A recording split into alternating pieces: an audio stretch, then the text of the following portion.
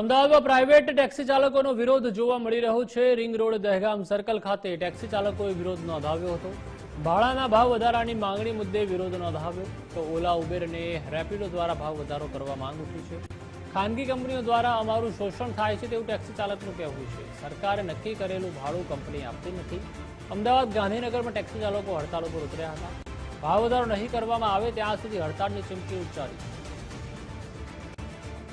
અમદાવાદની અંદર ટેક્સી માટેનો વિરોધ છે કે સરકારના નીતિ નિયમ પ્રમાણે જે ભાવ વધારો આપ્યો છે, જે ભાવ આપ્યો છે સરકારે ટેક્સી માટેનો, એ જે પ્લેટફોર્મ છે ઉબેર, ઓલા, રેપિડો, આ લોકો સરકારના નીતિ નિયમના વિરુદ્ધ ભાવ વધારા પ્રમાણે કોઈ ભાવ વધારો આપતા નથી। બીજી વસ્તુ કે અમદાવાદની અંદર 5000 ઉપરની ટેક્સીઓ છે, આ બધા અત્યારે 5 રૂપિયા 7 રૂપિયા કિલોમીટર ફરે છે। આ બધાનું શોષણ થઈ રહ્યું છે। બેરોજગારીનું પ્રમાણ ઘટી રહ્યું છે એકદમ, કે બેરોજગારી વધી જ રહી છે, કે આ બધા લોકો જો ધંધો નહીં કરે અને પૈસા સરકારના નીતિ નિયમ પ્રમાણે નક્કી કરેલા પ્રમાણે આ જે એપ્લિકેશન વાળા પૈસા નહીં આલે તો લોકોને ઘર વેચવા અને મરવાના દાડા આવશે। અમારે એક જ વિરોધ છે કે જે ઓલા, ઉબેર ને રેપિડોમાં રિચાર્જ કરવું પડે છે, રિચાર્જ સિસ્ટમ બંધ કરે અને અમારે જે ધારાધોરણ, સરકારના ધારાધોરણ મુજબ જે ભાડું છે એ ભાડું અમને જોઈએ છે।